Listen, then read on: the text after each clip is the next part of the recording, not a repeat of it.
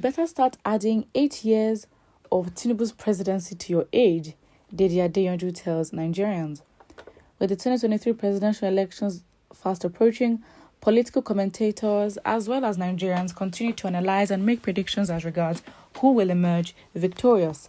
This afternoon, Comrade Dede Adeyanju, the popular human rights activist and social crusader, took to his official Twitter account to make a bold and daring prediction ahead of the upcoming election.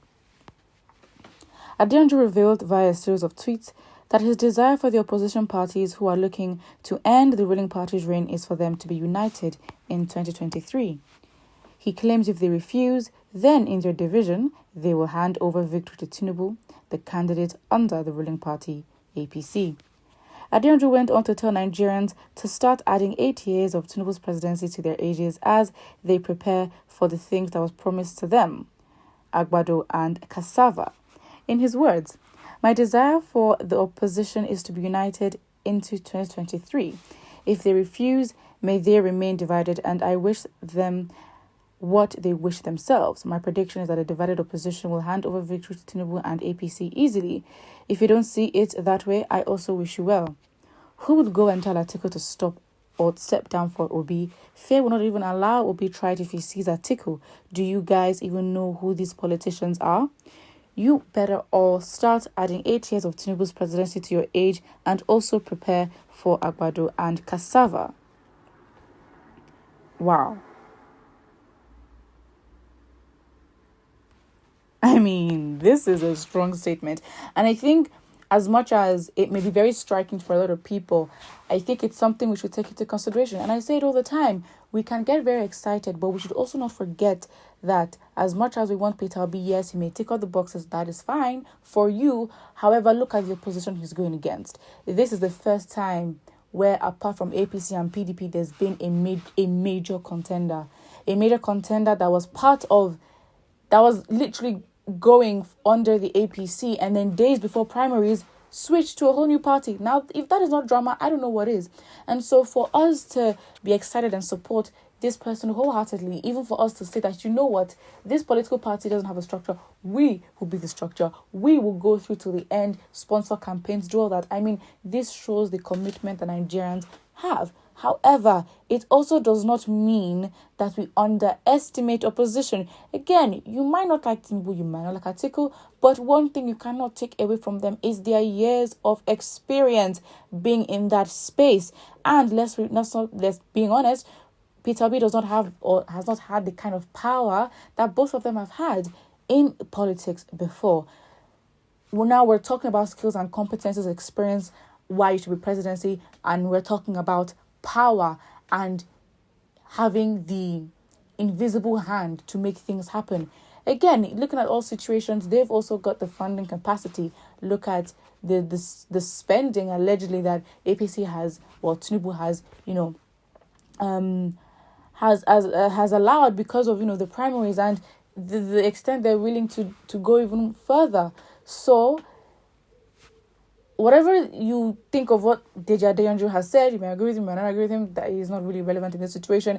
Fact is, the point we should take is because we support Peter Obi does not mean we underestimate Atiku or Tinubu. I mean, we are coming out and hearing that even Yoruba actors are out here endorsing Tinubu, which is very big for the market he's trying to gain. Well, market, I mean his people in southwestern Nigeria. So yes, that is basically the point he's trying to make. Listen, let's not get too comfortable. Nigerians can get comfortable and we can tunnel vision. However, it is what it is. Question, what if there's a better candidate than Peter Obi? What if? I'm not saying there is, but what if? What do we do? Do we then say because of Peter Obi we don't? Exactly. Point is, we have got to treat everyone equally in terms of why. Well, everyone has individual reasons why they want any person to be president. However, you don't underestimate anyone's, capabilities and competencies. And I think we should learn, especially with Tinubu. Tinubu is a living, breathing example of somebody you should never underplay or undermine, because he will take that role of being the underdog. He will sit and cement in it, being the underdog, and then boom, we'll start hearing stories that actually say, as Nigerians will say, to shock you.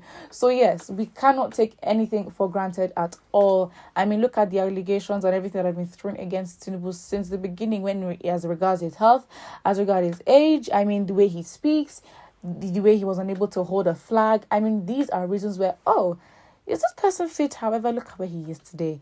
And then even whilst he's running, there are rumors about his his educational certificates.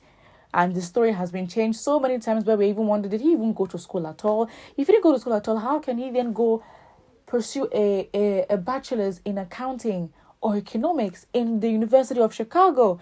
If 2 plus 2 is 4 and 5 plus 5 is 10, I don't know what it is. It's not making sense. So again, Tinubu is an example of someone you should not play as an underdog. I say this all the time. Now let's look at several comments. First, I love when people say Tinubu is too old to rule. Tinubu is a leader any day. Leadership is earned, and what you don't have, you can't give. Jagaban of Nigeria will win before 10 p.m. on election day. Leadership is earned, but earned by who? And who sets the parameters for how it's going to be earned? Now listen, if Nigerians don't come together and set a standard, a unifying standard for the president that they want, I'm talking about the constitution, not just personal opinion, then that's going to be a very big problem. I mean, again, we can't even pretend as if Nigeria is a country that adheres to constitution every single... I mean, the Supreme Court is literally the biggest, I don't know, allegedly you can see the Supreme Court as the biggest scam. Again, the Supreme Court in 2019 literally said to, as regards Buhari's certificate of education, he literally said WAEC is not necessary. But the court stated that WAEC is not necessary for someone to be president. So this Supreme Court, again, it's not one you can rely on. I mean, there have been so many, beyond reasonable doubt, there's just been so many evidence to show that the whole political system in Nigeria is just, However, again, as I say, Nigeria is not the only country that is corrupt, not the only country that has had wars or internal conflict. We just need to grow up and start producing as a nation. If anything, what we need right now is respect and power.